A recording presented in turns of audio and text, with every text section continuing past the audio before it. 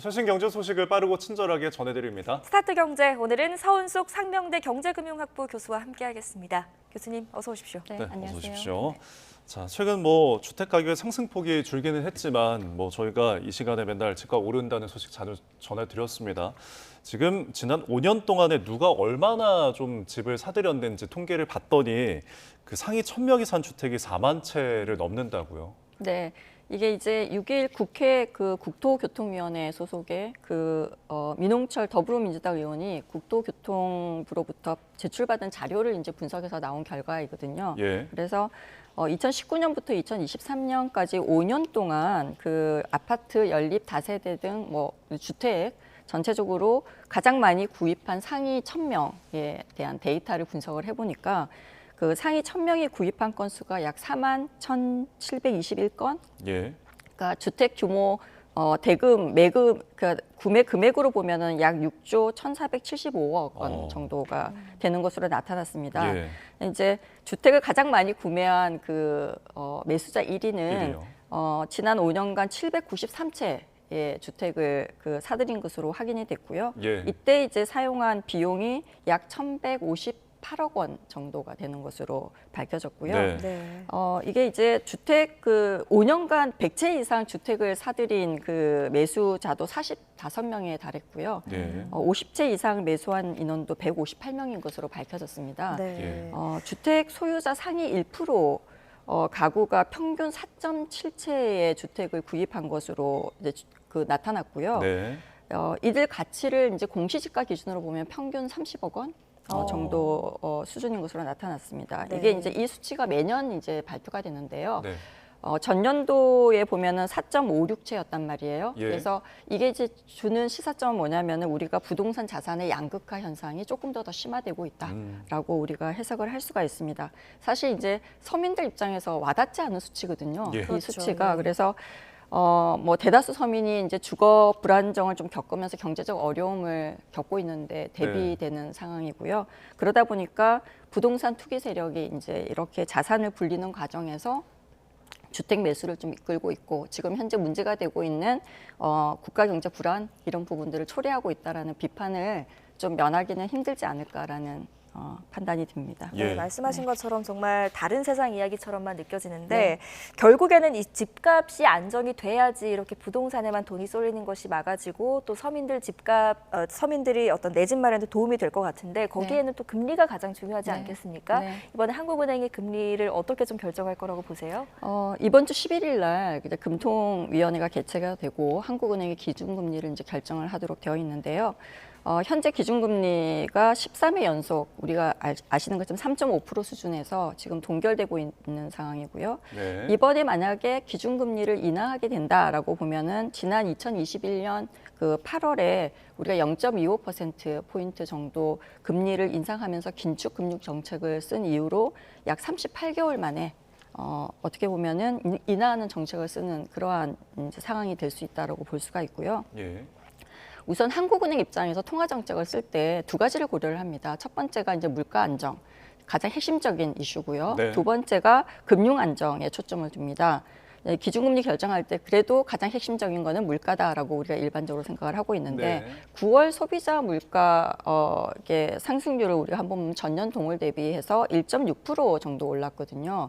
이게 2021년 3월에 1.9%가 오른 이후로 네. 지금 3년 6개월 만에 2%대 이하로 지금 처음 나타난 현상이고요.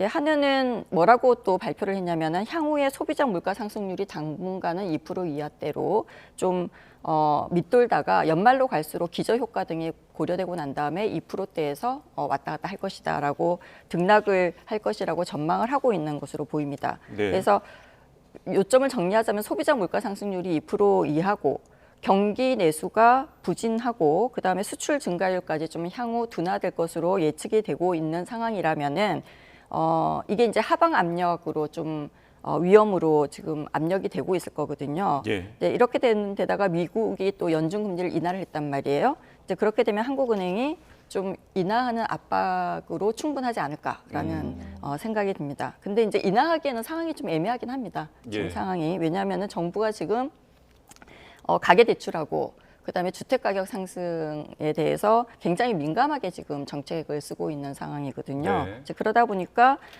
이러한 뭐 추이들을 좀 보고 한국은행이 이제 결정을 할 것으로 보입니다. 네. 결국에는 언급하신 것처럼 금리를 이제 결정한 요소가 금융 안정이냐 혹은 물가와 경기 안정이냐인데 좀 시장의 전문가들은 이 언론사들이 좀 조사를 해봤더니 그런 금융 안정보다는 좀 물가 안정에 초점을 맞춰서 그런지 금리를 인하할 거다라는 관측이 많은 것 같더라고요. 네, 이게 이제 인하할 거라고 대부분 전문가들이 지금 전망을 하고 있는 가장 큰 이유 중에 하나가 물가가 굉장히 안정되고 있고 소비자 네. 물가 목표치를 이미 달성을 했고 그다음에 연준이 금리를 인하를 했기 때문에 네. 한국은행이 이제 인하를 해도 되지 않냐라고 이제 생각을 하는 전망이 가장 많은데요. 네. 한은은 이제 근데 최근까지 뭐라고 발표를 했냐면은 여전히 우리 경제가 나쁘지가 않고 그다음에 내수도 회복세다라고 이제 발표를 하고 있는 상황이란 말이에요. 네. 이러한 상황에서 우리가 경기나 성장 부진을 이유로 해서 사실 금리를 인하하기에는 명분이 좀 애매하기도 합니다. 이런 내용이 발표된 상황이고 해서 네. 게다가 정부가 지금 아까 설명드린 것처럼 가계대출하고 주택 가격 추이를 굉장히 민감하게 보고 있는 상황이거든요. 그래서 사실 9월에 가계대출 증가세가 꺾였어요. 근데 이제 9월은 우리 다 알다시피 추석 연휴가 굉장히 길게 들어가 있었잖아요. 그래서 이 한 달 추이만을 보고 우리가 추세가 전환됐다라고 보기에는 굉장히 애매한 네. 그러한 상황도 있습니다. 그래서 한은이 사실 그 바로 10월에 금리를 사실 낮추게 되면은 정책 엇박자 이슈도 또 생기거든요. 이제 네. 그러다 보니까 하는 입장에서는 전체적으로 좀 더 추이를 좀 하긴 하고 11월이나 아마 연말경에 인하하는 그러한 선택을 하지 않을까라는 판단을 해봤습니다. 예. 그리고 이제 금리 인하나 이런 그 체감 경기 금리를 만약 인하하게 되면 체감 경기나 소비에 좀 영향을 줘야 되잖아요. 네. 근데 이미 이제 우리가 금리가 인하되면 시장 금리하고 그다음에 대출 금리가 같이 떨어져야 되거든요. 네. 근데 이미 시장 금리는 우리가 시장에서 금리가 떨어질 거라고 예상을 하고 있기 때문에 다 반영이 됐어요. 떨어지고 있어요. 근데 대출 금리 같은 경우에는 지금 우리 가계 부채 때문에 가상 금리를 적용하고 있으면서 떨어지지 못하고 있는 상황이거든요. 네. 그래서 전체적으로 이런 것들이 하느니 금리를 인하하기에는 좀 어려운 상황이지 않을까라는 네. 판단을 해봅니다. 알겠습니다. 하느니 또 결정을 내리면 저희 이 시간에 다시 한번 짚어보도록 하고요. 저희가 남은 주제가 많기 때문에 네. 빠르게 또 네. 주제를 넘어가 보도록 하겠습니다. 22대 국회 첫 국정감사가 오늘 이제 시작됩니다. 우리나라 경제 정책을 되짚는 자리가 될 텐데 이 자리에서는 또 세수 결손 문제가 당연히 나올 수밖에 없겠죠. 네, 기재부 국감이 이제 10일하고 11일 이틀간 이제 진행되는 걸로 나와 있는데 세수가 예산 367조 3천억 원 대비해서 약 30조 원 정도가 부족할 거라고 지금 발표가 됐고 네. 이게 굉장히 주요한 쟁점이 될 것 같습니다. 왜냐하면은 지난해 세수 결손액이 56조 4천억이었거든요. 이게 이제 2년 연속 역대급 오차 규모를 나타내고 있다라고 이제 하고 있는 데다가 사실 이러한 세수 부족을 메울 대안에 대해서도 좀 명확하지 않으면서 이게 이제 논란이 좀 될 가능성이 큽니다. 네. 예. 사실 이 세수 결손과 직결된 부분이 또 정부의 감세 정책이거든요. 이 네, 부분도 좀 쟁점이 되겠죠. 네, 당연히 이제 우리가 쓸 수 있는 돈이 부족한데 우리가 2년 계속 연속으로 이번 정부가 감세 정책을 연속으로 사용을 했잖아요. 그래서 뭐 예를 들면은 법인세 최고세율 인하한 데 이어가지고 뭐 여러 가지 세법 개정안에 따라 가지고 뭐 상속 공제 확대하고 그다음에 최대 주주 할증 과세 폐지도 하고 뭐 이렇게 하면서 사실 야당의 비판이 집중화될 가능성이 좀 큽니다. 네. 네. 이런 또 세금 문제뿐 아니라 정부가 또 성과로 지금 강조하고 있는 체코 원전, 네. 대왕고래 프로젝트 이야기도 좀 공방이 있을 것 같은데요. 네, 이게 이제 체코 원전 같은 경우는 두 가지 이슈가 있는데요. 네. 이게 그 한수원 이게 한국 측의 컨소시엄이 이제 체코 두코바니 원전 2기 신규 건설 사업에 이제 우선 협상 대상자로 선정이 됐단 말이에요. 네. 이게 선정이 될 때 사업비는 한 24조 원 정도 되는데 금융 지원을 하겠다라는 의견서를 이제 제출을 같이 의향서를 필요하다면 금융 지원을 해주겠다라는 의향서를 제출했는데 보통 대형 프로젝트를 할 때는 사실 이러한 금융 지원에 대한 이 의향서를 제출하기도 합니다. 그래서 이게 이제 산자부가 일반적으로는 관례상 제출하는 거다라고 이제 발표를 하기도 했고요. 예. 근데 이게 그럼에도 불구하고 금융 지원하겠다라고 한 게 이제 우선 협상 대상자 선정의 결정적 요인으로 좀 작용을 했을 가능성이 크다라고 이제 보는 거죠. 예. 이게 지난달 공개된 세계 원자력 산업 현황 보고서에 따르면은 신규 원전 건설 비용을 그 체코 정부가 다 대기에는 굉장히 어렵다라고 해서 재정 건전성에 문제 제기를 한 상태거든요. 네. 그러다 보니까 혹시 사업이 잘 되지 않거나 이렇게 했을 때 돈을 돌려받지 못할 가능성이나 아니면 손해를 볼 가능성에 대해서 문제 제기를 하고 있는 것 같고요.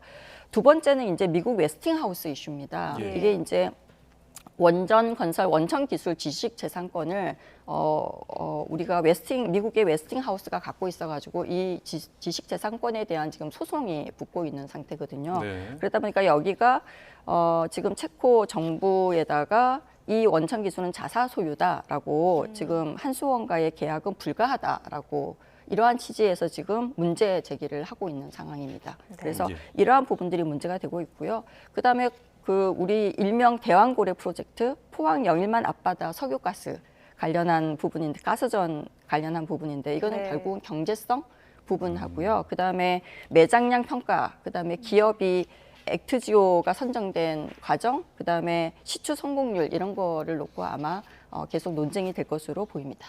예, 알겠습니다.